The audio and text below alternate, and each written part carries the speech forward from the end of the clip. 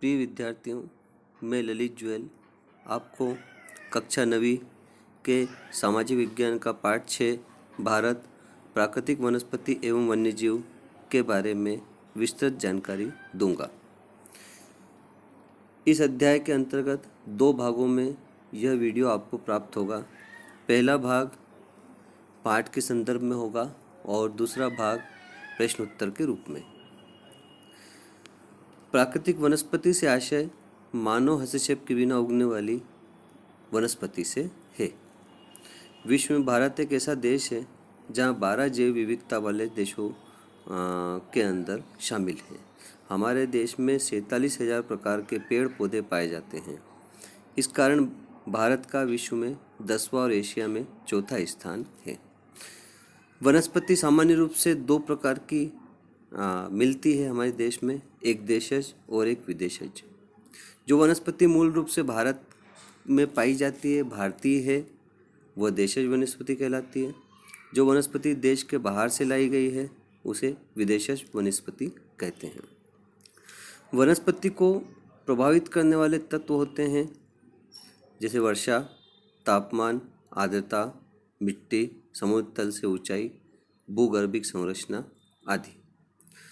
धरातल के अंतर्गत भूमि का उच्चावच और मिट्टी का स्वरूप आता है। भूमि से तात्पर्य इससे वनस्पति पर प्रत्यक्ष और अप्रत्यक्ष प्रभाव पड़ता है। मिट्टी की विभिन्नता भी वनस्पति की विविधता को प्रदर्शित करती है। जलवायु के अंतर्गत तापमान, सूर्य का प्रकाश और वर्षा तीनों आते हैं। तापमान जो होता है वो प्रत्येक पौधे के अंकुरण, वृद्धि और प्रजनन के लिए आवश्यक होता है। सूर्य का प्रकाश इसलिए आवश्यक है क्योंकि यह प्रकाश संश्लेषण की क्रिया तो करके भोजन तो बनाता ही है।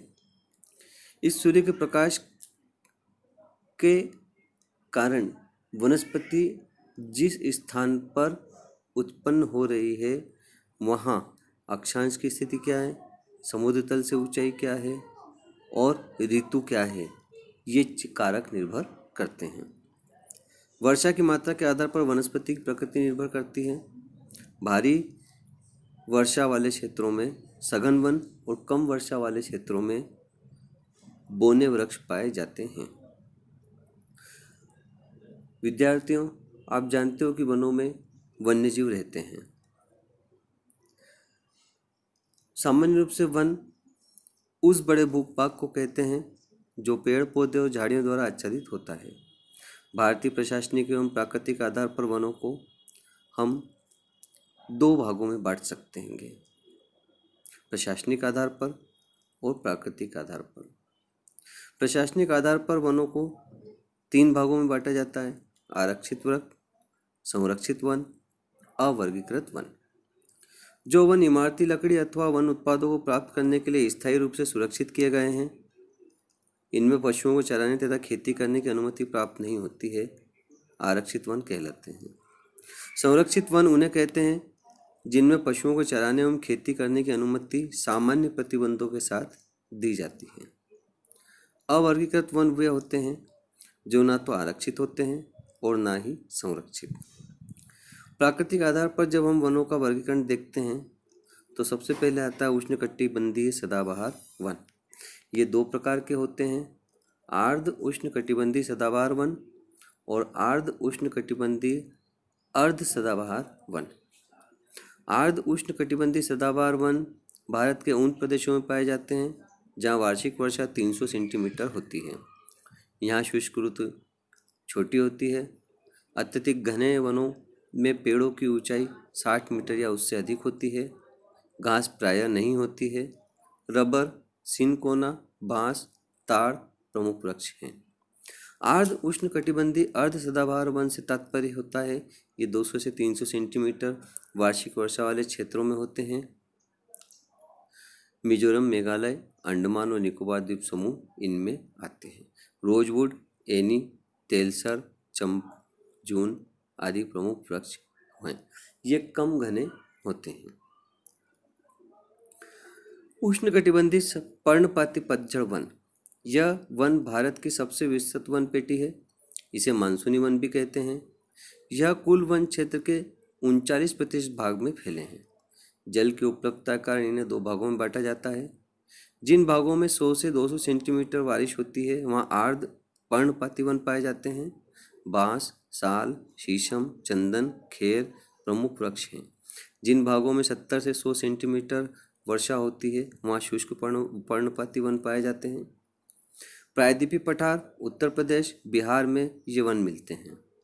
प्रमुख वृक्ष सागौन, साल, पीपल, नीम, आम हैं।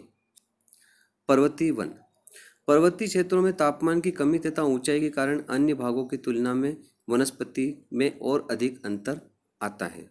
यह अंतर उष्णकटिबंध के टुंड्रा क्षेत्रों जैसा ही होता है। यह वनस्पति दो भागों में बांटी जा सकती है: प्रायद्वीपीय पर्वतीय वन, हिमालयीन श्रेणी के पर्वतीय वन। प्रायद्वीपीय पठार के अधिक ऊंचाई वाले भागों में अविकसित वनों या झाड़ियों के कारण खुली हुई विस्तृत तरंगित घास भूमि भी पाई जाती है। इन वनों के नीचे वनस्पति का जाल पाया जाता है। इसमें परपोषी पौधे, काई व बारीक पत्तियों वाले पौधे होते हैं। मैग्नोलिया, लारेल, एल्स सामान्य वृक्ष हैं। वहीं सिनकोना व यूकेलिप्टस वृक्षों को विदेशों से लाकर लगाया गया है। हिमालयीन क्षेत्रों की पर्वतीय वन। हिमालयीन पर्वतीय प्रदेशों में बढ़ती ऊंचाई एवं तापमान में कमी के कारण प्राकृतिक वनस्पति में अंतर दिखाई देता है। शिवालिक श्रेणियों में 1000 मीटर ऊंचाई पर पर्वतपदी क्षेत्र, भाबर व तराई में उष्णकटिबंधीय पर्णपाती वन पाए जाते हैं। 1000 से 2000 मीटर ऊंचाई पर आर्द्र शीतोष्णकटिबंधीय सदाबहार वन पाए जाते हैं। ये लंबे घने होते हैं।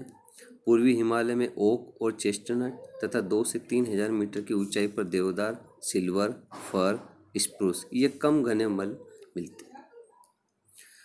मैंग्रोव वन या ज्वारी वन। भारत के तटवर्ती क्षेत्रों में जहाँ ज्वार भाटा आते हैं वहाँ मैंग्रोव या वनस्पति पाई जाती है। मैंग्रोव एक प्रकार की वनस्पति है जिसकी जड़ें पानी में डूबी रहती है। ब्रह्मपुत्र, महानदी, गंगा, गोदावरी, कृष्णा तथा कावेरी नदी के डेल्टाई भाग में यह वनस्पति मिलती है। गंगा और ब्रह्मपुत्र के डेल्टा में सुंदरी वृक्ष पाए जाते हैं। उष्णकटिबंधीय कटीले वन। जिन क्षेत्रों में 70 सेंटीमीटर से कम वर्षा होती है वहाँ कटीले वन तथा झाड़ियाँ पाई जाती है। गुजरात, राजस्थान, मध्य प्रदेश, उत्तर प्रदेश तथा हरियाणा के अर्ध शुष्क क्षेत्र इसके अंतर्गत आते हैं। खजूर, बबूल, नागफनी यहाँ की मुख्य विशेषता है। इसकी जड़ें लंबी, जल की तलाश में चारों ओर फैली होती है। पत्तियाँ मोटी होती है जिससे वाष्पीकरण कम हो सके। औषधि वनस्पतियाँ। भारत प्राचीन समय से जड़ी बूटियों के लिए ख्यात रहा है। आयुर्वेद में लगभग 2000 पादपों का वर्णन है जिनमें कम से कम 500 निरंतर प्रयोग में आते हैं। सर्पगंधा, तुलसी, नीम, जामुन, बबूल, कचनार इसके प्रमुख वनस्पतियाँ हैं। वनों का हमारे जीवन में और हमारे देश के लिए राष्ट्रीय महत्व है। वन राष्ट्र की संपदा है। मानव के लिए विभिन्न प्रकार से उपयोगी है। वन उत्पादन संरक्षण दोनों प्रकार के कार्य करते हैं। देश के आर्थिक विकास में योगदान देते हैं। वनों से हमें दो लाभ हैं, प्रत्यक्ष लाभ और अप्रत्यक्ष लाभ। जब हम प्रत्यक्ष लाभ की बात करते हैं, वनों से इमारती लकड़ी, ईंधन की लकड़ी, पशुओं का चारा, लघु और कुटीर उद्योग के लिए कच्चा माल, मूल्यवान छोटे उत्पाद तथा औषधियों हेतु कच्ची सामग्री प्राप्त होती है। जब हम अप्रत्यक्ष लाभ की बात करते हैं तो वन हमारी प्रकृति और संस्कृति के अभिन्न अंग के रूप में सामने आते हैं।